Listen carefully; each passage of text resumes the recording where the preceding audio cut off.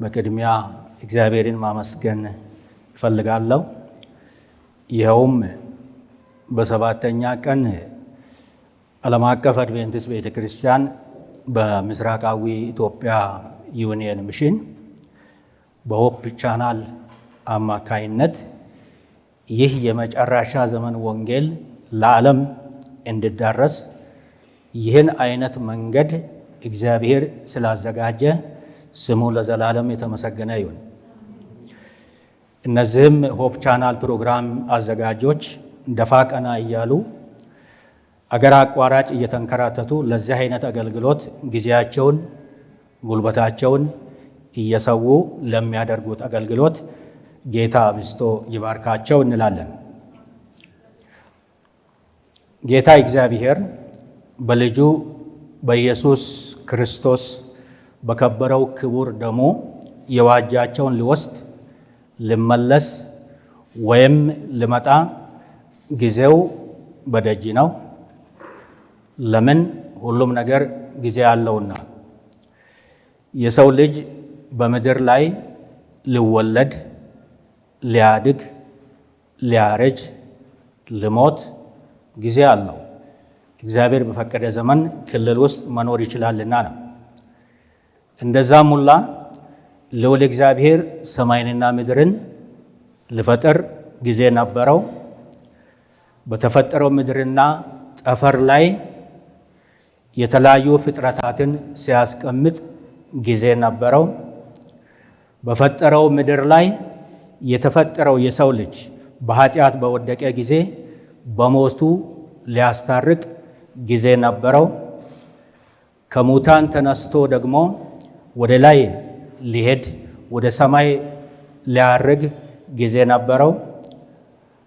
በሰማይ ሊቆይም ጊዜ አለው። ወደዚች ምድር ለመመለስም ጊዜ አለው።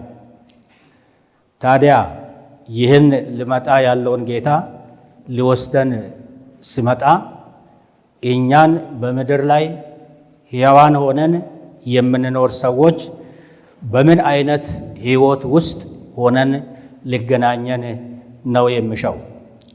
ይህ ሊገናኘን ወይም ሊወስደን የሚመጣ ጌታ በምድር ላይ ያሉ ሕዝቦች ያለ ነቀፋ እንዲቆዩ ይፈልጋል።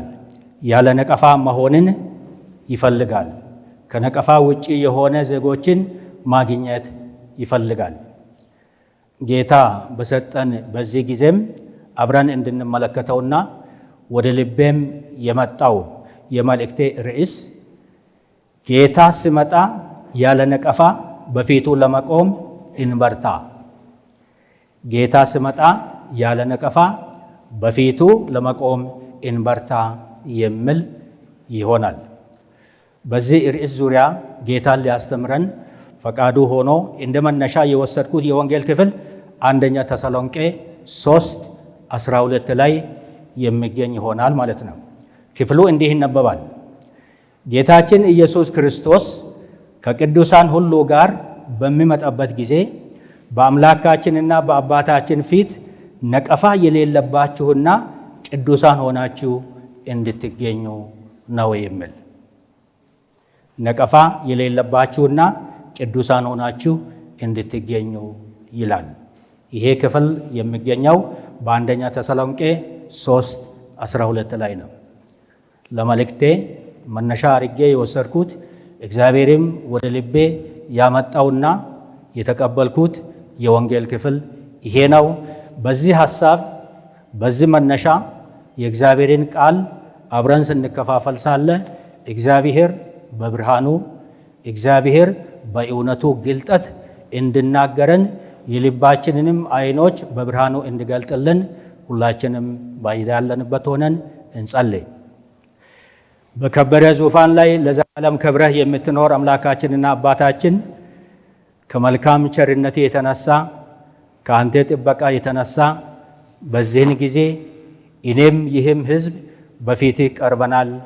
ለዚህ ጊዜ መብቃታችን የኛ ጽድቅ ሳይሆን የኛ መልካምነት ሳይሆን የጌታችን የኢየሱስ ክርስቶስ በጎና መልካም ፈቃድ ከመሆኑ የተነሳ በዚህ ከፊትህ ቀርበናልና በቀረብን ጊዜ ልትናገር ያለውን ልትመክረን ያለውን ያለመከልከል ለዚህ ሕዝብ ለሚያደምጥ ሁሉ በግልጠትህ እንድትገናኝ እንድትናገረን ፈቃድ ይሁን። ጊዜያችንን ባርክ በክርስቶስ ኢየሱስ። እዚህ ላይ ምንድነው ያለው? በአባታችን ፊት ነቀፋ የሌለባችሁና ቅዱሳን ሆናችሁ እንድትገኙ የሚል ክፍል ነው የወሰድን። ምን የሌለባችሁ? ነቀፋ የሌለባችሁ። ታዲያ ነቀፋ ምንድን ነው? ነቀፋ ምንድን ነው? ነቀፋ ማለት ምን ማለት ነው?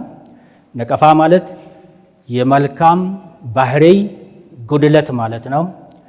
ነቀፋ ማለት የሚያሳፍር ድርጊት ማለት ነው። ነቀፋ ማለት የሚያሳፍር አስተሳሰብ ማለት ነው። ነቀፋ ማለት የሚያሳፍር ንግግር ማለት ነው። እዚህ ላይ 3 ነገሮች ተቀምጧል። አስተሳሰብ፣ ተግባር፣ ንግግር። ወደ ዝርዝሩ መሄድ አልፈልግም እንጂ ኃጢአት የሚሰራባቸውም በእነዚህ በ3ቱም መንገዶች እንደሆነ ልብ እንላለን። ስለዚህ ነቀፋ መልካም ዕድል ያሳጣል። የመጀመሪያ ወላጅ አባታችን ጋር ስንሄድ ያው ማለት ማን ነው? አዳምን ማንሳት እንችላለን። አዳምን እግዚአብሔር ከፈጠረው በኋላ በመልካም ቦታ በከበሬታ አደባባይ እንዳስቀመጠው ወንጌል ይናገራል። ካስቀመጠው በኋላስ አዳምን ሁለተኛ ጊዜ ሊያገኘው፣ ሊገናኘው፣ ሊጎበኘው ሲሄድ ግን እግዚአብሔር ባስቀመጠው ቦታ አዳም አልነበረም ወይም አልተገኘም። አዳም ኃጢአት ከቀመሰ በኋላ ምን ሆነ ይላል መጽሐፍ ቅዱስ። የፈጸመው ድርጊት፣ የፈጸመው ነቀፌታዊ ባህሪ አዳም ምን እንደሆነ አረገው? አዳም እንዲሸሸግ ነው ያረገው። መጽሐፍ ቅዱስ በግልጽ ይናገራል። እግዚአብሔር አምላክ መጥቶ አዳምን ጠራው። አዳም አዳም ወዴት ነህ ብሎ ጠራው። አዳም ምንድን ነው ያለው? በገነት ድምፅህን ሰማው ነው ያለው። ከዛስ ምን ሆንኩኝ አለ? ራቁቴን ስለሆንሁ ተሸሸጊው፣ ፈራው አለ። እዚህ ላይ 3 ነገሮችን እናያለን። አንደኛ ራቁቴን ስለሆንሁ ተሸሸጊው፣ ፈራው ብሎ ስናገር እንመለከታለን። እያችሁ ወገኖች፣ ኃጢአት ራቁት ያስቀራል። ኃጢአት ከሰው ፊት ይደብቃል። ኃጢአት ፈሪ ያደርጋል። ኃጢአት ከከበሬታ ቦታ ዝቅ ያደርጋል። ኃጢአት ያዋርዳል።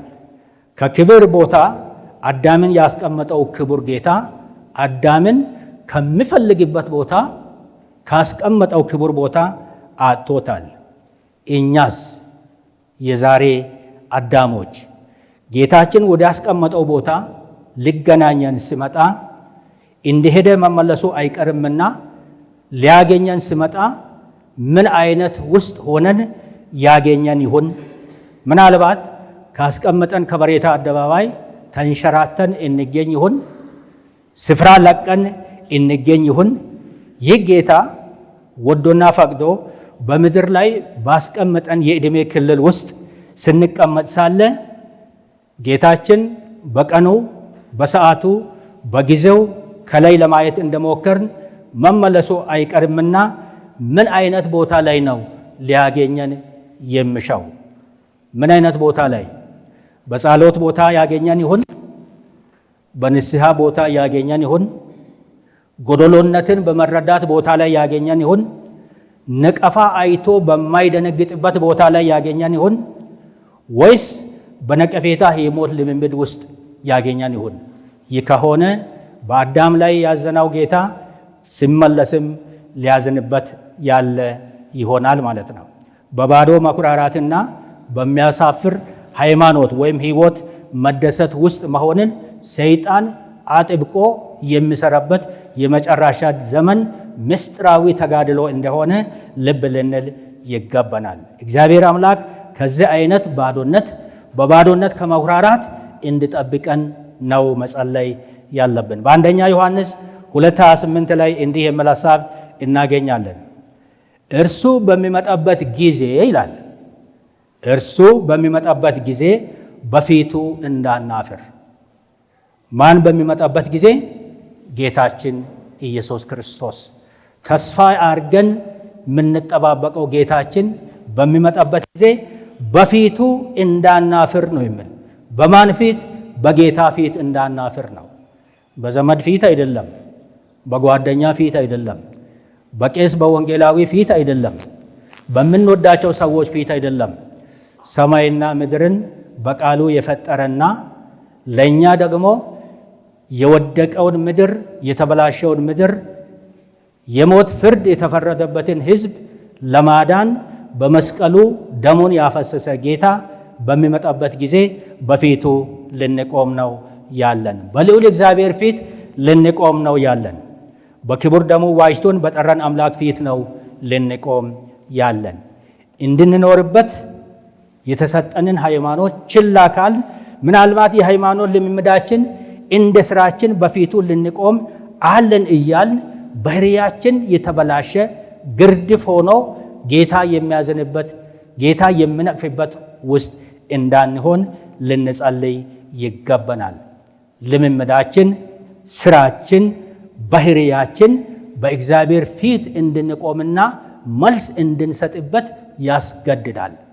በአንድ መጽሐፍ ላይ ያነበብኩትን ባስቀምጥ we must answer to God for our habits and practices ይላል። ለእግዚአብሔር ለአባታችን የባህሪያችንንና የልምምዳችንን የኖርንበትን ማለት ነው መልስ እንሰጥበታለን ነው የሚል። የባህሪያችንን የኖርንበት ልምምዳችንን ባህሪያችንን በእግዚአብሔር ፊት መልስ የምንሰጥበት ይሆናል ማለት ነው። ከኖርንበት ባህሪ ውጪ ከኖርንበት ልምምድ ውጪ የምንለው ነገር አይኖረንም። ስለዚህ ስራችን፣ ልምምዶቻችን፣ ባህሪያችን ለነቀፌታ ወይም ለከበሬታ ሊያገናኙ ልንገናኝ አለን ማለት ነው። በአምላክ ፊት ምስክር ሆነው ይቀርባሉ ማለት ነው። ባህሪያችን፣ ልምምዳችን ምስክር ሆነው የሚቀርቡ እንደሆነ ልብ እንበል። ራእይ 3:2 ላይ እንዲህ ይላል፣ ስራህን አውቃለሁ። ስራህን አውቃለሁ። የት? በአምላኬ ፊት ምን ሆኖ? ፍጹም ሆኖ አላገኘሁም ነው የሚል። ስራህን በአምላኬ ፊት ፍጹም ሆኖ አላገኘሁም ነው የሚል። ይሄ ለእኛ በምድር ላይ ላለን ሰዎች እድሜ ተቀጥሎልን የመኖርን እድሜ እድል አገኝተን ለምንኖር ሰዎች ትልቅ ጥልቅ የሆነ ማሳሰቢያ ነው። ስራህ በአምላኬ ፊት ፍጹም ሆኖ አላገኘሁም ነው። ምናልባት ስራዎቻችን ከአሁን ማለትም ከፍ ብዬ ለማለት እንደሞከርኩኝ በተለያየ ቦታ፣ በተለያየ መድረክ፣ በተለያየ ደረጃ ፍጹም መስሎ ሊታይ ይችላል። በአገልግሎት ቦታ ፍጹም መስሎ ሊታይ ይችላል። በቤተ ክርስቲያን ፍጹም መስሎ ሊታይ ይችላል። በቄስ ዘንድ ፍጹም መስሎ ሊታይ ይችላል። በወንጌላዊ ዘንድ ፍጹም መስሎ ሊታይ ይችላል። ኳየር ውስጥ፣ አባልነት ውስጥ፣ በመሳሰሉት ቆይታ ውስጥ እግዚአብሔር በሰጠን አምልኮአዊ ስርዓት ውስጥ ስንመላለስ ሳለ ፍጹም መስሎ ሊታይ ይችላል። ግን ዋናው ነገር ምንድነው የሚል በአምላኬ ፊት ፍጹም መስሎ ሊታይ እንዲችል ነው ሰማይ የሚፈልገው። ስራዎቻችንን የሚመዝኑ ስራዎቻችንን ከነቀፌታ ጋር የሚያገናኙ ቀዳዳዎች፣ የሰይጣን ተልእኮዎች ሊያገኙን አይገባም። ትንሽ ረዘም ያለ ጊዜ ነው። አንድ ያጋጠመኝን ብነግራችሁ። ወደ አንድ ዘመድ ቤት ገባሁ። ስገባ ሳሎኑ ሰፊ ነው። ሰዎች ክብ ሰርተው ተቀምጠዋል። በመሃል ላይ 3 ሰዎች አሉ። አንዷ ሴት ናት። በአጋንንት ተይዛ እየጸለዩ ናቸው። ክብ ሰርተው ነው የተቀመጡት። እኔ አላወቅኩኝም። የሌላ ቸርች አባላት ናቸው። ገባሁኝና እዛው ክብ አጠገብ ክብ ሰርተው የተቀመጡበት አካባቢ ላይ ተቀመጥኩ። ሲቀመጥ ቀደም ሲል እያንዳንዳቸው በሚጸልዩበት ጊዜ ምንም አጋንንቱ አፍ አይከፍትም፣ ዝም ብሏል። ይነሱና ውጣ በኢየሱስ ስም፣ ውጣ በኢየሱስ ስም እያሉ ናቸው። እሱ ግን ጸጥ ብሏል። ከዛ እኔ በሰጡኝ ወንበር ላይ ተቀምጬ እያለው እዛ አጠገብ ክብ ሰርቶ የተቀመጡትን ሴቶችን፣ ወንዶችን እንዲህ ማለት ጀመረ። አንቺ ከኔ ጋር አልነበርሽም? አውቅሻለሁ። አንተ ከኔ ጋር አልነበርክም? አውቅሃለሁ። አንተስ ከኔ ጋር አልነበርክም? አውቅሃለሁ። እኔ ጋር ደረሰ። አይኑን ይሄን አይል ጎላ ያለው አይኑን እያፈጠጠ ማለት ነው። እንዲህ አለና አንተን አላውቅህም አለ። ለዘላለም አታውቀኝም አልኩት።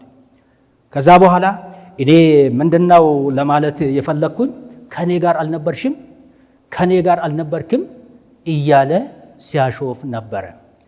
እዛ ውስጥ ይህን ብቻ አለ እንጂ አሁንም ዝም አለ። የነሱ የቸርቻቸው አገልጋይ ይመስለኛል ገባ። የሚሆነው ነገር ሁሉ አየ። እሱም ተነሳና ውጣ በኢየሱስ ስም አለ። ጸጥ። ሁለተኛ ይሄ አገልጋይ ደግሞ እንዲህ አለ፣ ምን አባቱንስና አይናገርም? ውጣ በኢየሱስ ስም አለ። በዚህን ጊዜ አፉን ከፈተ አጋንንቱ። ምን አለ መሰላችሁ?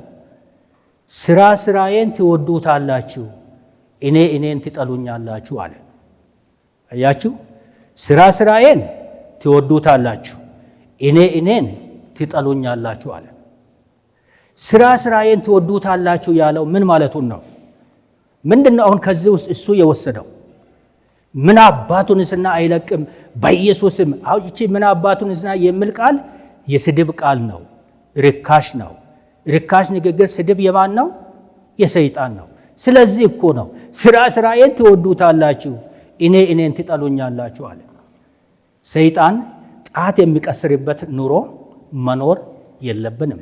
ከነቀፌታ ህይወት፣ ነቀፌታ ከሚታይበት ህይወት ከዛ ለማምለጥ መጸለይ አለብን። ጊዜያችንን፣ እድላችንን እንጠቀም። እግዚአብሔር የሰጠንን ዘመን እንጠቀም። ወደ ኖህ መርከብ ብንሄድ ከኖህ መርከብ መዘጋት ጋር ተያይዞ ሰማይ የማጠቃለያ 7 ቀን እድል ሰጥቷቸው እንደነበረ ሁላችንም እናውቃለን። መጽሐፍ ቅዱስም ይናገራል። የማጠቃለያ እድል 7 ቀን ተሰጥቶ ነበር። እነሱ ግን አልገባቸውም። አሁንም በልብ ድንዳኔ እንደቀጠሉ መጽሐፍ ቅዱስ ይናገራል። ዛሬስ ለእኛም እድል ሰጥቶ እግዚአብሔር በመጠባበቅ ላይ የሚገኝበት ዘመን ላይ መሆናችንን ልብ ልንል ይገባናል። በአንድ መንፈሳዊ መጽሐፍ ባነበብኩት እንዲህ የሚል ቃል አይቻለሁ። ጌታን በፍጹም ልባችን አእምሮአችንና ነፍሳችን የምንፈልግባቸው ቀናት በከንቱ አይለፍብን ይላል። ጌታን መማፀን የሚገባን ቀን በከንቱ አይለፍብን፣ አመልጥብን እያለ ነው ያለው። እነዚህ የከበሩ እድሎች ናቸውና የከበሩ ቀኖች ናቸውና ቀኖችን እንጠቀም። ዛሬ ላይ መሆናችን ራሱ ትልቅ ስጦታ ነው። በዚህ ዘመን ያለን መሆናችን ራሱ ትልቅ ስጦታ ነው። በመጽሐፍ ቅዱስ ውስጥ እድል ተሰጥቷቸው የተጠቀሙና ያልተጠቀሙ ብዙ ሰዎች እንዳሉ መጽሐፍ ቅዱስ ይናገራል። እድል ተሰጥቷቸው የተሰጣቸውን እድል የተጠቀሙ አሉ፣ የተሰጣቸውን እድል ያልተጠቀሙ አሉ። እስቲ እድላቸውን ከተጠቀሙትም እንደ ሳምፕል ካልተጠቀሙትም አንዳንዶችን ማንሳት ብንችል፣ የመጀመሪያ ይሁዳን እንውሰድ። ይሁዳ ራሱን እንዲያርም ኦር እንዲታረም እግዚአብሔር ክርስቶስ እድል ሰጥቶት ነበረ። አልተጠቀመም። ቀጠለ። በምን? በልበ ደንዳንነት እናም ደግሞ በገንዘብ ፍቅር የተሰቀለው የልቡ ምኞት እርሱንም ዛፍ ላይ ሰቀለው። ሁለተኛ አቤሴሎምን እንውሰደው። በተሰጠው የንጉሥ ልጅነት ማዕረግ ሳያርፍ ለቅናት፣ ለቅም፣ ለስልጣን፣ ለተነሳሰው ልምምድ የተንጠለጠለ የልቡ መሻት እርሱንም በሰማይና በምድር መሃል ላይ አንጠለጠለው። በተንጠለጠለበትም በጦር ተወጋ አቤሴሎም። በምድር ላይ ደግሞ እንደ እሱ ያለ መልከ መልካም ሰውም እንዳልነበረ መጽሐፍ ቅዱስ ይናገራል። የንጉሥ ልጅ ሆኖ ሳለ ቂመኛ ሆነ፣ ለስልጣን የሚጓጓ ሆነ። በልቡ ውስጥ ተንጠልጥሎ የቆየው ክፋት የተሰጠውን እድል ተጠቅሞ ካለማረም የተነሳ ጊዜውን ባለመጠቀሙ በደንዳንነት በመቀጠሉ ወስዶት እሱንም በሰማይና በምድር መካከል አንጠለጠለው። ሳኦልንም እንውሰድ። በተሰጠው እድልና ከበሬታ ሳያርፍ ከእግዚአብሔር የመጣለትንም ድምፅና ምክር ባለማስተናገድ ጦረኛ ሆኖ ቀጠለ። የራሱ ጦር ራሱን በላው። ይህን የምናውቀው ነው። የራሱ ጦር ነው ሳኦልን የበላው። ማንም ጦር አልቀሰረበትም። ጋሻ ጃግሬውን እነዚህ ቆላፊያን ከሚወጉኝ በእነሱ እጅ ከሚሞት በያዝከው ጦር ውገኝ አለ። አይደለም አለቃዬን እንዴት በጦር ይሞክራለሁኝ ብሎ እምቢ አለ። ወሰደና ሳኦል መሬት ላይ ሰክቶ ሄዶ ራሱ ወደቀበት። መጽሐፍ ቅዱስ ይሄንን ነው የሚለን፣ ይሄንን ነው የሚያስተምረን። እና እድል ተሰጥቷቸው ደግሞ ከተጠቀሙት አንዱን እንውሰድ። እንደ ምሳሌ ጴጥሮስን እንውሰድ። በጌታ እራት ጊዜ በእግር መተጣጠብ ወቅት ላይ ሁላቸውም ለስርዓት ተቀምጧል። ጌታ ኢየሱስ በጴጥሮስ እግር ስር እንደተቀመጠ መጽሐፍ ቅዱስ ይናገራል። እግሩን ጌታ ኢየሱስ እንዲያጥብለት ሊሰጥ ፈቃደኛ አልነበረም። አልገባውም። ጴጥሮስ የጌታ ኢየሱስ ክርስቶስ በጴጥሮስ እግር ስር ቁጭ ብሎ ጴጥሮስን መጠየቁ ምን እንደሆነ አልገባውም። ትርጉሙን አላገኘውም። በዚህን ጊዜ ኢየሱስ ትልቅ ቃል ነው ለጴጥሮስ የተናገረው። ምን አለ? ካላጠቢሁ ከኔ ጋር ምን የለህም አለ? እድል የለህም። ካላጠቢሁ ከኔ ጋር እድል የለህም አለው። በዚህን ጊዜ ገባው፣ የእድሉ ተጠቃሚ ሆነ። እና ይሄንን ወደ ቤተ ክርስቲያን ወደ እኛ በዛሬ ዘመን ላለን ሰዎች ስናመጣው ሳለ ይሄ ማለት ምን ማለት ነው? በጴጥሮስ እግሮች ስር ተቀምጦ ምሕረትን ልሰጥ፣ ንጽሕናን ልሰጥ፣ ይቅርታን ልሰጥ፣ ፈውስን ልሰጥ፣ የኃጢአት ይቅርታን ልሰጥ ተቀምጦ ያለ ጌታን ልመናን ይመስላል። በዚህ ነው የሚወከለው። በጴጥሮስ እግሮች ስር ተቀምጦ ጌታ ኢየሱስ ይለምን የነበረው መንፈሳዊ ምስጢሩ ምንድን ነው? መንፈሳዊ ጽዳት ለመስጠት ነው። መንፈሳዊ ሕይወትን ለማደስ ነው። ከውድቀት ለማንሳት ነው። ከዕውርነት እንድንበራ ሊያደርግ ነው። ከድካም ወደ ብርታት እንድንመጣ ሊያደርግ ነው። ክርስቶስ በጴጥሮስ እግር ስር ተቀምጦ የነበረው ጌታ ዛሬም በእያንዳንዳችን እግር ስር የክርስቶስ ምሕረት እየተጠባበቀ እንደሆነ ልብ ልንል ይገባናል። ሕይወታችን ያለ ነቀፋ ሆኖ እንዲኖር ከዚህ ከጽዳት ማለትም ከቆሻሻ ሊያጸደን ክርስቶስ እየተጠባበቀ ይገኛል። ሙሉ ያልሆነ የተንሸራተተ የተከፋፈለ ልብ ይዘን የምንቆይበት ዘመን አይደለም። ከልምድ ክርስትና ልናመልጥ የምንጸልይበት ዘመን ላይ ነን ያለን። ከልምድ ክርስትና ከቆየንበት ከምናውቀው እናውቃለን ብለን እድሜ ከምንቆጥርበት ልናመልጥ የሚገባ ዘመን ላይ ነን ያለን። ሙሉ ያልሆነ አምልኮ፣ ሙሉ ያልሆነ ክርስትና፣ ሙሉ ያልሆነ መንፈሳዊነት የሚጠቅም ነገር አይደለም። በእግዚአብሔር ዘንድም አይታዘብም። እንደውም በአንድ መጽሐፍ ምን ይላል? ፓርቲያል ኦቢዲየንስ ሚንስ ኢንሳልቲንግ ሄቨን ይላል። የተከፋፈለ ሙሉ ያልሆነ ፍጹም ያልሆነ የሃይማኖት ልምምድ መንግሥተ ሰማያትን መሳደብ ነው ይላል። ፓርቲያል ኦቢዲየንስ ሚንስ ኢንሳልቲንግ ሄቨን ነው የሚል ሙሉ ያልሆነ የተከፋፈለ ግርድፍ የሆነ ክርስትና መንግሥተ ሰማያትን መሳደብ ማለት ነው ይላል። ግርድፍ የሆነ ክርስትና ይዘን ልንቆይ ዘመኑ አይደለም። ከፊል የሆነ ሙሉ ሳይሆን ለመልካምነት የተጠጋጋ ሃይማኖት በእግዚአብሔር ፊት ለመቆም አያስችልም። ከዚህ ወደ አንድ ሰው ልውሰዳችሁ።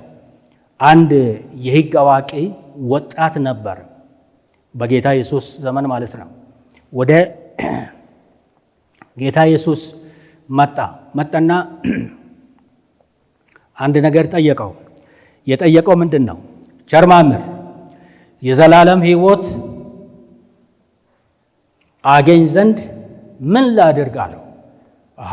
የዘላለም ሕይወት ፈላጊንማ ጌታ በደስታ ነው የሚያስተናግድ። ነገረው። የዘላለም ሕይወት ትፈልጋለህ? አዎ። እንግዳውስ ብሎ ትእዛዛትን ነገረ።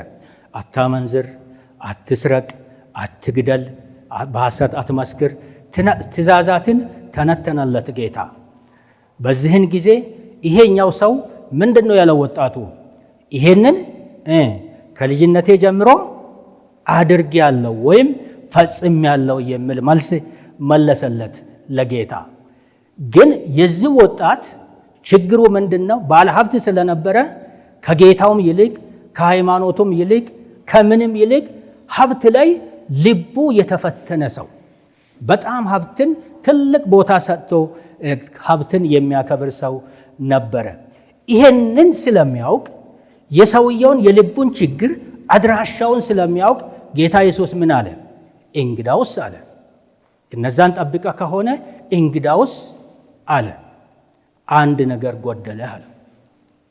ምንድነው ያ ጎደለ ያለው? ያለህን ሂድና ሽጠህ ና አለ። አንድ ነገር ጎደለ ካለ በኋላ ያለህን ሂድና ሸጠህ ና አለ። ይህ ወጣት በሀብቱ ልቡ የደነደነ ወጣት ነበር።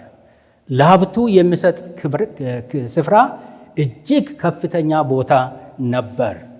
ይህ አዋቂ ነኝ የሚል ሞኝ ባለሀብት ወጣት ራሱን እንደ ሙሉ አድርጎ ሲቆጥር፣ ጌታ ኢየሱስ ግን የሱ ልብ የተፈተነበትን ስለሚያውቅ አሳየው። እሱ አልተቀበለም። ከዚህ ወጣት የምንወስደው ነገር ቢኖር ምንድነው? ከልጅነቴ ጀምሮ አድርጌያለሁ ነው ያለው። ከልጅነቴ ጀምሮ ፈጽሜያለሁ አድርጌያለሁ አለ። ይህንን ነው ያለው ወጣቱ። ይሄ ዛሬም ቢሆን ለእኔም ለእናንተም ትምህርት ሊሆነን የሚችል እንደሆነ ልብ ልንል ይገባል። ምናልባት ከልጅነት ጀምሮ ልንዘምር እንችላለን። ከልጅነት ጀምሮ ልንሰብክ እንችላለን። ከልጅነት ጀምሮ በቤተ ክርስቲያን አባልነት ብዙ ጊዜ ልናሳልፍ እንችላለን።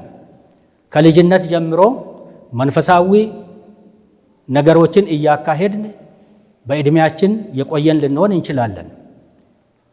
ከልጅነት ጀምሮ ወይም ለብዙ ጊዜያት እንግዳ እየተቀበልን እያስተናገድን የኖርን ሰዎች ልንሆን እንችላለን። ከዛም አልፎ ከልጅነት ጀምሮ እንደውም አገር አቋራጭ አገልጋዮች ልንሆን እንችላለን። ግን ጌታ ኢየሱስ ምን እያለ ነው ያለው? አንድ ነገር ጎደለ የሚል ለወጣቱ የተቀመጠው ሐሳብ ለእኔም ለእናንተም ሊሆን ይገባል። ከዚህ ጋር ተያይዞ ወደ ሳኦል እንደገና ልውሰዳችሁ። ሳኦል አጥፋ ከተባለለት ተልእኮ ውስጥ እግዚአብሔር ሳይሆን ሳኦል ራሱ ራርቶ ያስቀራቸው ነገሮች እንደነበረ እናውቃለን። ወደ አጋግ ስላክ ማለት ነው። አጥፋቸው፣ ደምስስ ብሎ ነው እግዚአብሔር የላከው። ሳኦል ግን ለሰቡት ራራላቸው የሚል በመጽሐፍ ቅዱስ ውስጥ ተጽፎ እናገኛለን። አብዛኛውን እኮ አጥፍቷል። መጽሐፍ ቅዱስ ውስጥ እንደምንመለከተው ከሆነ አብዛኛውን አጥፍቷል፣ ደምስሷል። የእግዚአብሔርን ትእዛዝ አብዛኛውን ክፍል የተቀበለ ይመስላል። ግን እግዚአብሔራዊ ሐሳብ ቀደም ሲል ከፍ ብሎ ለማለት እንደሞከርኩኝ ከፍል የሆነ ትእዛዝ፣ ከፍል የሆነ አገልግሎት በእግዚአብሔር ዘንድ ተቀባይነት የሌለው ስለሆነ ሰማይ አላስተናገደም።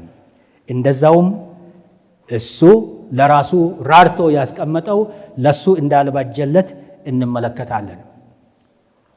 በቁጥር ትምህርቶች አካባቢ ላይ ብዙዎቻችን በትምህርት ዓለም ውስጥ ያለፍን ሰዎች ነን። በቁጥሮች አንድ ሕግ አለ። ከዴሲማል በኋላ ወይም ከፖይንት በኋላ የሚገኙ ቁጥሮች 5 እና በላይ 5 ወይ 6 ወይ 7 ወይ 8 ወይ 9 ከሆኑ ማጠጋጋት ይቻላል። ከዴሲማል በኋላ ማለት ነው። ከፖይንት 5 እስከ ፖይንት 9 ፖይንት 5 ፖይንት 6 ፖይንት 7 ፖይንት 8 ፖይንት 9 እነዚህ ቁጥሮች ከፖይንት በኋላ ካሉ ወደ ግራ ባለ ደረጃ ላይ ማጠጋጋት ይቻላል። የሰማይ ጉዞ ግን ከማጠጋጋት ጋር መሄድ አይችልም ለማለት ፈልጌ ነው። ሰማይ ከማጠጋጋት ጋር አይሄድም። ሰማይ ማጠጋጋት ወይም አብዛኛው ክፍል የተፈጸመ ነው፣ አብዛኛው ሙሉ ነው፣ የቀረው ትንሽ ክፍል ነው የሚለውን ሐሳብ ሰማይ አያስተናግድም። በሌላ በኩል ሰዎች ወንጀል ይሰራሉ። ወንጀል ከሰሩ በኋላ እንደፈጸሙት ወንጀል አይነት ይፈረድባቸዋል። በሕግ ማለት ነው። ውሳኔ ይሰጣል። 1 ዓመት፣ 2 ዓመት፣ 3 ዓመት፣ 10 ዓመት እንደ ወንጀሉ ክብደትና ቅለት ውሳኔ ይሰጣል። ከዛ ከተሰጠ ውሳኔ ውስጥ ደግሞ የሕግ ክፍሉ አንድ የሚያደርገው ነገር አለ። አመክሮ የሚባል ነገር አለ። አመክሮ ማለት ከተሰጠ ውሳኔ ውስጥ የተወሰኑ ቀናትን ወይም ወራትን በአስተያየት ይይዝላቸዋል ማለት ነው። አንድ ሰው ዓመት ተፈርዶበት ከሆነ ከዛ ውስጥ እኔ አላውቅም ብቻ 15 ቀን ይሁን 1 ወር ይሁን 20 ቀን ይሁን ይያዝለታል። ያ ማለት አመክሮ ሪሚሽን ነው የሚባለው። አመክሮ ነው የሚባለው። በአስተያየት የሚቀመጥ ማለት ነው። መጽሐፎችም እንደዚህ ይላሉ። there is no remission of sin ይላል። there is no remission of sin ኃጢአት ምን የለውም? አመክሮ የለውም ይላል። ኃጢአት አመክሮ የለውም። የተጠጋጋ ነገርን ሰማይ አያስተናግድም። የሰማይ አምላክ ፍጹም ስለሆነ እናንተ ምን ሆኖ ይላል? ፍጹማን ሆኖ ነው የሚል ከፍል ሆኖ አይደለም። የተጠጋጋው ወይም ኦልሞስት አብዛኛውን ክፍል የምትፈጽሙ ሰዎች ሆኑልኝ አይደለም። የሰማይ አምላክ ፍጹም እንደሆነ እናንተም ፍጹማን ሆኑ ነው። ከፍጽምና ሊያስቀሩን ውስጣችንን የሚገዘግዙ ቀበሮች እያደጉ ከሆነ ይህንን እንደ ይሁዳ ሳይሰቅሉን እንደ ሳኦል በጦር ሳያስወጉን እንደ አቤሴሎም ደግሞ በምድርና በሰማይ መካከል ሳያንጠለጥሉን ሳያስፈርዱብን በጊዜ እግዚአብሔር ይህን መሰል ነገር ጉድለታችንን ከኛ ነቅሎ በሙሉ ሕይወት እንዲገናኘን ልንጸልይ ይገባናል ማለት ነው። ለዚህ ነው ሙሉ ሰዎች ሆኖ የሚለን ሰማይ የሚለማመጠን ስሙ ነው የሚል ኤርምያስ 22:29 ላይ እንዲህ የሚል ነገር አለ። ምድር ሆይ ስሚ፣ ምድር ሆይ ስሚ፣ ምድር ሆይ ስሚ። 3 ጊዜ ነው ምድር ሆይ ስሚ፣ ምድር ሆይ ስሚ፣ ምድር ሆይ ስሚ፣ የእግዚአብሔርን ቃል ስሚ ይላል እግዚአብሔር። ምን እያለ? ያላጠፈናቸው ነገሮች እንዳያጠፉን፣ ያልጣልናቸው ነገሮች እንዳይጥሉን፣ ያልተቆረጡ ነገሮች እንዳይቆርጡን የእግዚአብሔርን ምክር ልንሰማ ይገባናል። የእግዚአብሔርን ምክር ልንሰማ ይገባናል። ሳያስወግዱን፣ ሳይቆርጡን፣ ሳይለዩን እድላችን ሳይዘጋ ከእግዚአብሔር ጋር እንታረቅ። አንድ ጊዜ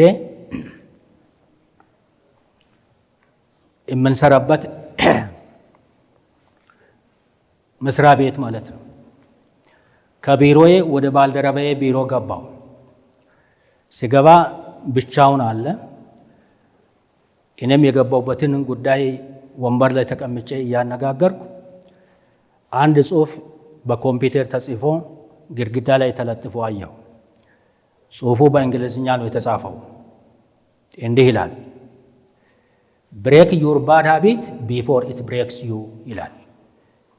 ብሬክ ዩር ባድ ሃቢት ቢፎር ኢት ብሬክስ ዩ። በውስጥ ያለው መጥፎ አመል ሳይቆርጥህ ቁረጠው፣ ሳያስወግድህ አስወግደው፣ ሳይጥልህ ጣለው፣ ሳያስወግድህ አስወግደው። አንተ ቅደም ማለቱን እኮ ነው። በውስጣችን የተቀበሩ ያሉ አመሎች፣ ምሽግ የያዙ ነገሮች እንደነ ይሁዳ፣ እንደነ ሳኦል፣ እንደነ አብሰሎም እድላችንን በደንዳንነት አንጠልጥለው ሳይቀጥፉን ሊቆረጡና ሊወገዱ ይገባል። ከጌታ የሆነ ምክር በሚሰጥበት ዘመን ላይ ከእግዚአብሔር ሐሳብ ጋር ሆነን ልንቀበል፣ በሕይወት ዙሪያ ላይ ልንሰበሰብ ይገባናል። ምክሩን እንስማ። የእግዚአብሔር ቃል እንዲህ ይላል፣ ከኔ ጋር የማያከማች ይበትናል ነው የሚል። ከኔ ጋር የማያከማች ይበትናል። ምክሩ የማይሰሙትን ይበትናል። ምክሩ የማይሰሙትን የማይቀበሉትን ልበደንዳኖችን ይበትናል። የሚቀበሉትን የሚሰሙትን ግን ምን ያደርጋል? ይሰበስባል ይላል። እግዚአብሔር ይሰብስበን። አረ እግዚአብሔር ይሰብስበን።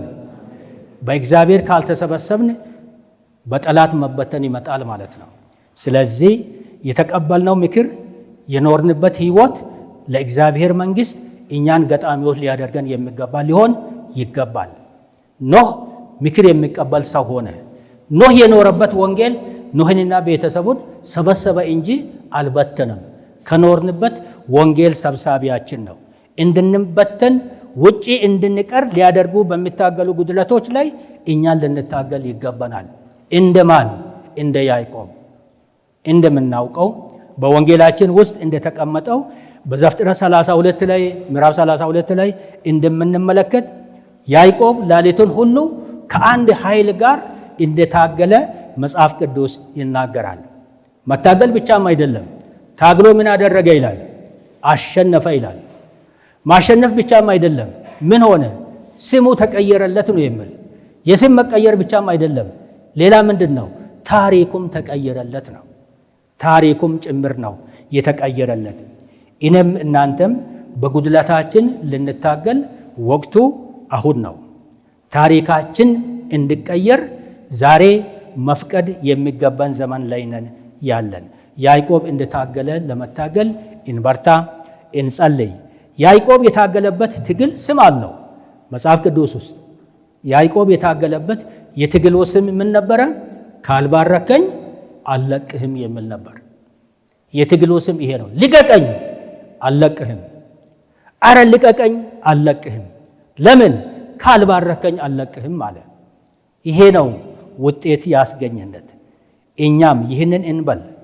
ካልባረከኝ፣ በጸሎት ሕይወት ካልተገናኘኸኝ፣ በንስሐ ሕይወት ካልባረከኝ፣ በጸሎት ሕይወት ካልባረከኝ፣ በቅድስና ሕይወት ካልባረከኝ፣ በወንጌል ሕይወት ካልባረከኝ፣ በክርስቶስ ጸጋ ካልባረከኝ አልለቅህም አንለቅም ብለን የምንታገልበት ዘመን ላይ ነን ያለን። ያዕቆብ ሲታገል ከመሬት ተነስቶ አይደለም፣ ጎዶሎነቱን ተረድቶ ነው።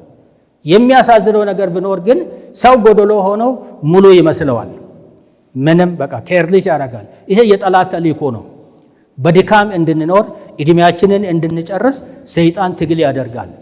ሰይጣን ሽፋን ነው የሚሰጥ። ያለህ አቋም ያለ ሃይማኖት ልክ ነው፣ ቀጥል፣ በርታ፣ ሂድ ነው የሚል። እግዚአብሔር ግን ግልጠትን ነው የሚሰጥ። ጉድለቴ ይሄ ነው፣ ችግሪ ይሄ ነው፣ ክፍተቱ ይሄ ነው የሚል ይሰጥና በንስሐ በወንጌል በእውነት ወደ ቃሉ እንድንመጣ እኛን በምክሩ እንድንመጣ እኛን በፈቃዱ ውስጥ እንድንመጣ እኛን እድል እየሰጠ ይወስዳል፣ ይመረናል። ስለዚህ ለመታገል ጊዜው አሁን ነው። ከማንኛውም ነቀፌታ አይነት ልንላቀቅ ከጌታ ጋር ልንታረቅ የምንታገልበት ዘመን ላይ ነን ያለን። እድላችንን እንጠቀም። እንደነ ኢያሱን እንደምታውቁት ኢያሱን እንደምናውቀው ወይም እንደምታውቁት ምንድነው የሆነው? ከአሞራውያን ጋር ሲዋጋ ነበር። ከአሞራውያን ጋር ሲዋጋ ጠላትን ድል ሳያደርግ ሳይጨርስ ምን ሆነ ይላል? ፀሐይ ሊመሽ መጣ፣ ልትጠልቅ መጣች። በዚህን ጊዜ ምን አለ? ሰማይን አስፈቀደ። ተከብቤ አለው፣ ድል ማድረግ እንድችል ጊዜ ስጠኝ አለ። ሰማይ ለድል አድራጊነት፣ ሰማይ ለመልካምነት ስንሻ ፈቃዱን ይሰጣል፣ አይከለክልም። ሰማይ ምቹ ነው። ለምቹዎች ሰማይ ምቹ ነው። በዚህን ጊዜ ኢያሱ ጠላቶቹን እስኪበቀል ድረስ ፀሐይ እንደቆመች መጽሐፍ ቅዱስ ይናገራል። ሌሎች እንደዚህ ድንቅ የሆኑ ነገሮች አሉ በመጽሐፍ ቅዱስ ውስጥ። ኤርትራ ባህር ምን ሆነ የሚል ተከፈለ ነው የሚል። ዮርዳኖስ ምን ሆነ ይላል? ቆመ ነው የሚል። ፀሐይ ቆመች፣ ዮርዳኖስ ቆመ፣ ኤርትራ ባህር ተከፈለ ይላል። አያችሁ፣ እግዚአብሔር ለልጆቹ ድንቅ ነገር ማድረግ ሲፈልግ የተፈጥሮን ሕግ ይተላለፋል። የተፈጥሮ ሕግ ከከፍታ ወደ ዝቅታ ነው ውሃ የሚፈሰው። ውሃ የሚፈሰው ከከፍታ ወደ ዝቅታ ነው። ባህር እንዴት ይቆማል? ሰውን ቆም ስሎ እንደሚቆም እንደ ሰው ልጅ ባህር እንዴት ይቆማል? ውቅያኖስ እንዴት ይቆማል? ፀሐይ እንዴት ትቆማለች? ይሄ የተፈጥሮ ሕግ አይደለም። እግዚአብሔር ግን ለልጆቹ መታደግ ሲፈልግ፣ ከጠላት ማስመለጥ ሲፈልግ እንደዚህ የተፈጥሮ ሕጎችን ይተላለፋል እና እስራኤላውያን እንዲሻገሩ ባህር ቆመ፣ ዮርዳኖስ ቆመች። እኛም ከውድቀት እንድንሻገር እነሱ በየብስ እስኪያልፉ ድረስ ጊዜ እንደሰጠ ሁላ እግዚአብሔር ዛሬም ጊዜ ሰጥቶን እንመለከታለን። ጉድለታችንን እንድናስወግድ ከእግዚአብሔር ጋር ልንሆን በሚያስችል ሃይማኖት እንድናድግ እንድንበረታ እግዚአብሔር ጊዜ ሰጥቶናል እና የሰይጣን ዓላማ ምንድነው ብያችኋለሁ? ሽፋን መስጠት ነው። ከነ ድካማችን እንድንኖር፣ ከነ ውድቀታችን እንድንኖር፣ ምንም ሳንረዳ ንስሐ ባልተገባበት ነገር ላይ እድሜያችንን እንድንጨርስ የሰይጣን ትልቁ ጉድለት ትልቁ ተልእኮ እንደሆነ እንመለከታለን። ትልቅ ነገር ምንድነው? እግዚአብሔር ራሳችንን ማንነታችንን እንዲያሳየን ልንጸልይ ነው የሚገባው። እግዚአብሔር ራሳችንን እንዲያሳየን። አንድ ሰው አለ በመጽሐፍ ቅዱስ ውስጥ እግዚአብሔር ሆይ ምን ያህል ወደ ኋላ እንደቀረው አሳየኝ ብሏል። ማን? ዳዊት። ምን ያህል ወደ ኋላ ቀርቼ እንደሆን እንዳውቅ አሳየኝ ብሏል። ትልቁ ለክርስትና ጠቃሚ ነገር ምንድነው? ራስን ማወቅ ነው። ለዚህም ነው መጽሐፎች እንዲህ ይላሉ፣ ask the Lord to reveal to you yourself ይላል። ask the Lord to reveal to you yourself። ራስህን እንዲያሳይ፣ ራስህን እንዲገልጥ እንዲያሳይ፣ ማንነትን እንዲያሳይ እንዲገልጥልህ እግዚአብሔርን ጠይቅ ነው የሚል። ከጠየቅ ነው እግዚአብሔር ያሳየናል። ምን አይነት ሰው እንደሆን፣ ደካማ ጎኔ የት እንደሆን፣ ውድቀቴ የት እንደሆን እግዚአብሔር ሊያሳይ ፈቃደኛ ነው እና ቀሪ ሂሳብ መሰል ጉርድ የሆኑ ነገሮች ለክርስትና ህይወታችን የሚጠቅሙ ነገር አይደሉም። የወደድናቸው ነገሮች፣ የሙጡን ያልናቸው ነገሮች ከሰማይ እንዳይቆርጡን በእግዚአብሔር ፊት እንታገል። የኛ ያደረግናቸው ነገሮች፣ እንደ ሚዜ ያቀረብናቸው ነገሮች እኛን እንዳይወስዱን። ከዚህ ከሚዜ ጋር ተያይዞ አንድ ነገር ከመጽሐፍ ቅዱስ ላንሳ። ሳምሶን የሚባል ጀግና ወደ ዘመቻ ወጥቷል። ከዘመቻ ተመልሶ እስኪመጣ ድረስ ሚስቱ ተወስዳለች። የወሰዳት ማን ነው? የሳምሶን ሚዜ ነው። ሚዜ ማለት ልብ የሚያርፍበት፣ ምትደግፉት፣ ምትወዱት፣ ምታቀርቡት ሰው ነው። የልብ ሰው ነው ሚዜ የምናረገው። ስለዚህ የሳምሶን ጓደኛ ሚዜ ተቀራርቦ ኖሮ መጨረሻ ላይ ሳምሶን በሌለበት ጊዜ ተመልሶ እስኪመጣ ድረስ ሚስቱን ወስዷት ዘርፏት ነበር። ይህንን በግልጽ መጽሐፍ ቅዱስ ይናገራል። ለእኛም ሚዜ የሚሆኑ ነገሮች፣ ከኛ ጋር ወዳጅነት ፈጥሮ የሚኖሩ ነገሮች እኛን እንዳይዘርፉን እንከተል እውነትን፣ እንከተል ህይወትን፣ እንከተል የክርስቶስን ተስፋ ብርሃኑን እንዲሰጠን ወደ ክርስቶስ እንማጸን። ወዳጅ ያልሆኑ ነገሮች ወዳጅ እየመሰሉ እንዳይወስዱን። በአንድ ጉዞ ላይ ሆነን ሳለ መኪና ውስጥ አንድ ጽሑፍ አየው። የምንወዳቸውን እየተከተልን የሚወደንን እንዳናጣ የሚል አየው። የምንወደውን እየተከተልን ወይም የምንወደውን እየተከተልን የሚወደንን እንዳናጣ። እንደ ሳኦል የወደድናቸው ነገሮች እኛን እንዳይወስዱ እንዳይዘርፉ እንጠንቀቅ። በኢሳይያስ 42:22 ላይ እንዲህ ነው የሚል፣ ይህ ሕዝብ የተዘረፈና የተበዘበዘ ሕዝብ ነው ይላል። ይህ ሕዝብ የተዘረፈና የተበዘበዘ ሕዝብ ነው ይላል። ይህ የሚባለው ቅርብ ላለ ነገር ነው። ያ የሚባለው ደግሞ ሩቅ ነው። አማርኛውም ይሄ ነው። ታዲያ መጽሐፍ ቅዱስ ያለን ያ አላለም፣ ይህ ነው ያለው። ይህ የሚል ማንን ነው? የሚዘምረውን፣ የሚሰብከውን፣ በቤተ ክርስቲያን የሚያሳልፈውን፣ በቤተ ክርስቲያን ቆይታ ያለውን። ይህንን እኮ ነው ይህ ሕዝብ ተዘርፏል የሚለው። ምኑ ይሁን ተዘርፏል የሚለው? ማስተዋሉ፣ የንስሐ ሕይወቱ፣ የይቅርታ ሕይወቱ፣ ባዶነቱን የመረዳት ሕይወቱ፣ ጊዜው የደረሰበትን የማስተዋል አእምሮው ተዘርፎበታል እያለ ነው። በቃሉ መሰረት ስንሄድ ሳለ መዘረፉን አውቆ ራሱን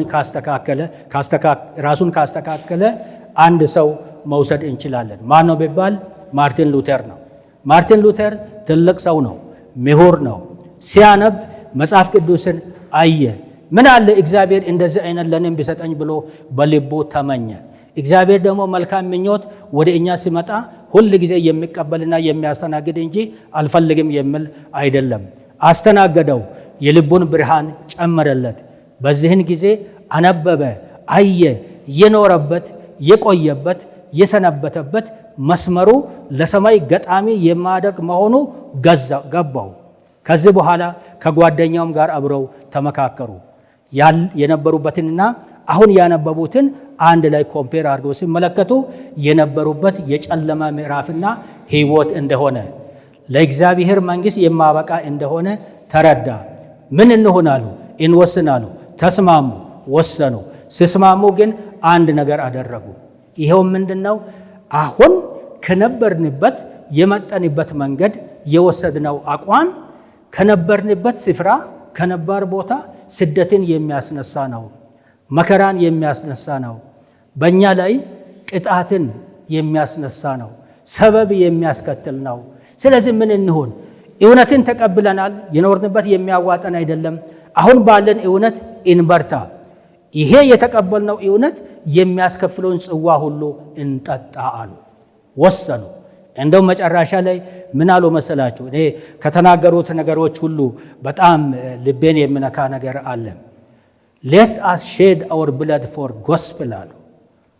ሌት አስ ሼድ አወር ብለድ ፎር ጎስፕል፣ ደማችን ለክርስቶስ ወንጌል ይፍሰስ። ወንጌል የሚያስከፍል ከሆነ ደም ይፍሰስ አሉ። እስከዛ ድረስ ውሳኔያቸውን አጸኑ። እስከዛ ድረስ አቋማቸውን እንዳጸኑ መጽሐፍ ቅዱስ ይናገራል። እና አቋምን አስተካከለ፣ ራሱን አሳመረ እንደ ሄኖክ። ሄኖክንም ስንመለከት ሳለ ምንድነው ሐሳቤን ወደ መጨረሻ እያመጣው ሄኖክ ከመወሰዱ በፊት ተመስክሮለት ነበረ ይላል መጽሐፍ ቅዱስ ላይ። ምን እንደሆነ አዲሱ መደበኛ ትርጉም እንደዚህ ይላል፣ እግዚአብሔርን እንዳሳመረ ይላል። እግዚአብሔርን እንዳሳመረ ተመስክሮለት ነበረ ይላል።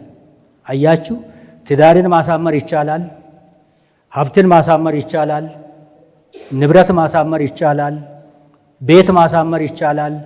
ያለንን ነገር ብዙ ነገሮች ማሳመር ይቻላል። ክርስቲያኖች ከማሳመር ሁሉ የሚበልጠው ትልቁ ማሳመር እግዚአብሔርን ማሳመር ነው። ሃይማኖትን ማሳመር ከማሳመሮች ሁሉ የሚበልጠው ትልቁ ማሳመር እግዚአብሔርን ማሳመር ነው።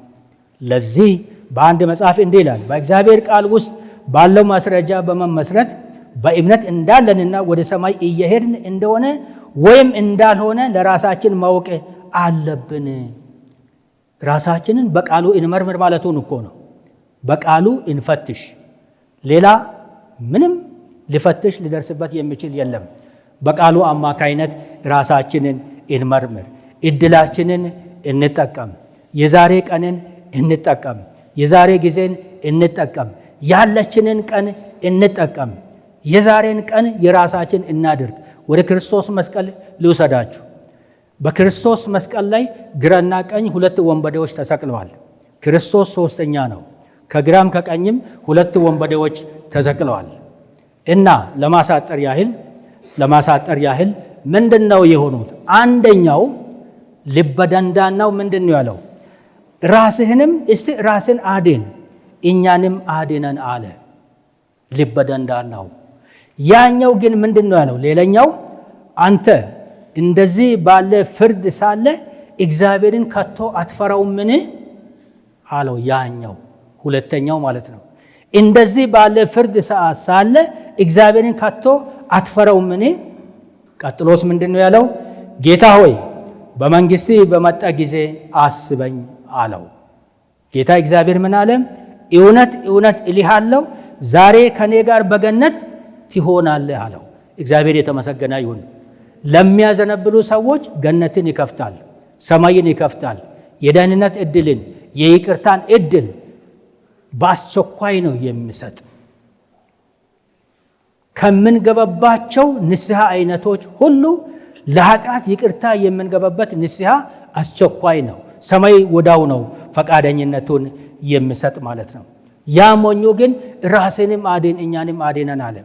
አያችሁ፣ ይሄኛው ግን እኔንም በመንግስት አስበኝ አለ። አያችሁ፣ ተንጠልጥሏል እኮ ነፍሱ ስጥ ብለ ልትወጥ ማይክሮ ሰከንድ እድሜ ውስጥ ነው እኮ ሰውየው ያለው። 3 ደቂቃ 4 ደቂቃ 1 ሰዓት 2 ሰዓት እኮ አይደለም። ማይክሮ ሰከንድ ምን ልበላችሁ፣ በቃ የመጨረሻ ቁጥር እዛ እድሜ ውስጥ እያለ ያኛው ያሾፋል፣ ይሄኛው ግን አመለጠ። መጽሐፍ ቅዱስ ወይም የተለያዩ መጽሐፎች እንደሚነግሩን ከሆነ ይሄ ሰው ድሮም ቢሆን በቀድሞ ልምምድም ስንቅ የነበረው ሰው ነው። ኃጢአት ሲሰራም በደል ሲሰራም የዛኛውን የጓደኛውን ፍቅር ተከትሎ እንጂ አስቦ አቅዶ በደልና ኃጢአት የሚፈጽም ሰው እንዳልነበረ መጽሐፎች ይናገራሉ። ያ ስንቅ ተይዞ መጣና ምንም ወንበዴ ሆኖ መስቀል ላይ የወጣና የተንጠለጠለ እንኳን ቢሆንም እግዚአብሔር ሆይ አስበኝ አለው። እግዚአብሔርም አሰበው። ያችን ሰዓት ተናዘዘ፣ ያችን ሰዓት ተቀበለ። በመጨረሻም ወገኖቼ ምናልባት ይህንን ጊዜ አብረን ስናሳልፍ ሳለ እንደ ስርዓት ወይም እንደ ደንብ ወይም ለሌላው ዓለም ሁሉ እንድተላለፍ የሚደረግበት በእርግጥ አንድ መንገድም ሆኖ እያለ የምንሰማ ሁላችንም ብንሆን በየትኛውም አጋጣሚ በየትኛውም አገር በየትኛውም ሁኔታ ውስጥ ብንሆን እግዚአብሔር የሰጠንን ጊዜ እንጠቀም። ይሄ የተንጠለጠለ ሰው ቅጽበታዊ ደህንነት እንዳገኘ ዛሬ እድላችንን እኛ እንጠቀም። ዛሬ እድላችንን እንጠቀም። የኛ እናድርግ። ከራሳችን ጋር እድሜያችን፣ ከራሳችን ጋር ህይወታችን፣ ከራሳችን ጋር ልምምዳችን ከክርስቶስ ጋር ያለውን ነገር በምናስተያይበት ጊዜ ምን ይመስላል የሚለውን እንውሰድ። እድል ሰጥቶናል፣ ጊዜ ሰጥቶናል። ዛሬ በእጃችን አሳልፎ ሰጥቷል። እንደውም አንድ መጽሐፍ ምን ይላል? በእጅ ያለችውን ቀን የዕድሜ መጨረሻ አድርገ ተገልገልባት ወይም ተጠቀማት። እንደ ቅድሙ መስቀሉ ሰውዬ ማለት ነው። ቃሉም በአማርኛም በእንግሊዝኛም አለ። one brief day is given you as if it were your last on the earth ይላል። አንድ ጭብጥ የሆነ ቀን በእጅ ተሰጥቷል። ይችን በእጅ የገባችውን ቀን የዕድሜ መጨረሻ ወይም የዘመኑ መጨረሻ አድርገ ተገልገልባት፣ ተጠቀማት ነው የሚል እና ውድ ወገኖች ጌታችን ኢየሱስ ክርስቶስ ሊመጣ ጊዜው ቅርብ ነው። የዚች ምድር ታሪክ ልንሰናበት ጊዜው ቅርብ ነው። እኛም ዛሬ ባለንና በተሰጠን እድል ያለ ነቀፌታ ኖረን የእውነትን ቃል በቅንነት የምናገር የማሳፍር ሰራተኛም ሆነን የተፈተነውን ራሳችንን ለእግዚአብሔር በትጋት ለማቅረብና እንዲሁም በተቀመጠው በጌታ ቃል መሰረት ሩጫችንን ጨርሰን ሃይማኖታችንን ጠብቀን ለድል አክሊል እንድንበቃ በተሰጠን የማስጠንቀቂያ ቃል ታርመን ጌታችንን መቀበልና መገናኘት እንድንችል ጌታ በታላቅ ጸጋው ይርዳን። ቃሉን ጌታ ይባርክልን።